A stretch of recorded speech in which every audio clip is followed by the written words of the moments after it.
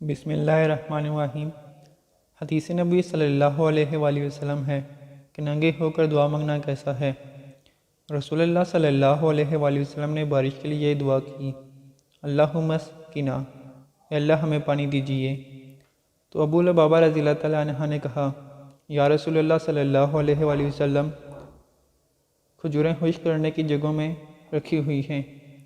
آپ نے پھر دعا کی، اللہم اسقنا، اے اللہ ہمیں پانی دیجیے، یہاں تک کہ ابو لبابہ ننگا اٹھ کر اپنی تیبند کے ساتھ اپنے مربع کھجوروں کی جگہ میں سوراخ بند کرنے لگے۔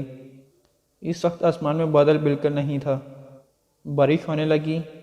لوگ ابو لبابہ کے پاس آئے، کہنے لگے، اب یہ کبھی بھی بند نہیں ہوگی، یہاں تک کہ تم ننگے کھڑے ہو کر اپنے مربع کی سوراخ بند نہ کرو، جس طرح نبی صلی اللہ علیہ وآلہ وسلم نے فرمایا۔ انہوں نے اس طرح کیا تو آسمان صاف ہو گیا۔ نبی کریم صلی اللہ علیہ وآلہ وسلم نے ارشاد فرمایا، کبھی ننگے نہ رہو، کیونکہ تمہارے ساتھ وہ ہیں جو کبھی تم سے جدا نہیں ہوتے، یعنی خیر اور شر کے فرشتے، سوائے اس وقت کے جب تم رفع حاجت کرتے ہو یا اپنی بیویوں کے پاس جاتے ہو، لہٰذا ان سے شرم کرو اور ان کا احترام ملحوظ رکھو۔ حدیث مبارکہ میں نبی کریم صلی اللہ علیہ وآلہ وسلم امت کو شرم و حیا اور پردے کی تعلیم و ادب سکھا رہے ہیں۔ برہنہ ہونا انسانی ضرورت میں سے ہے کہ بعض لمحات ایسے ہوتے ہیں کہ جن میں انسان اپنا ستر کھولتا ہے، اور جس وقت انسان ستر کھولتا ہے تو فرشتے باوجہ اور شرم کے اس کے پاس سے چلے جاتے ہیں۔ غور کرنے سے معلوم ہوا کہ بلا وجہ ستر کھولنا ناپسندیدہ عمل ہے، اور اللہ و رسول اور اس کے فرشتے اس کو ناپسند کرتے ہیں۔ ایک حدیث کے مفہوم سے معلوم ہوتا ہے کہ برہنگی سے انسان سے حیا اٹھ جاتی ہے۔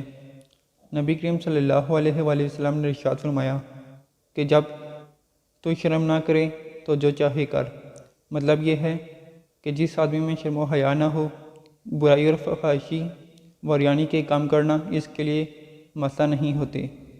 اس لیے نبی کریم صلی اللہ علیہ وآلہ وسلم نے مسلمانوں کو محفل تنہائی میں رہنے کے ادب سکھائے، اور یہ تنہائی کا ادب ہے کہ اس وقت بھی بلا ضرورت عریاں ہو، کیونکہ اگر انسان سے شرم کرتا ہے تو اللہ تعالیٰ اس کے زیادہ حقدار ہیں کہ ان سے شرم کی جائے۔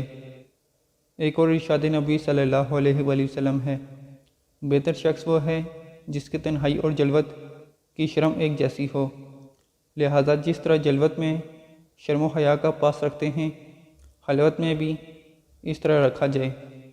اللہ تعالیٰ عمل کی توفیق عطا فرمائے، آمین۔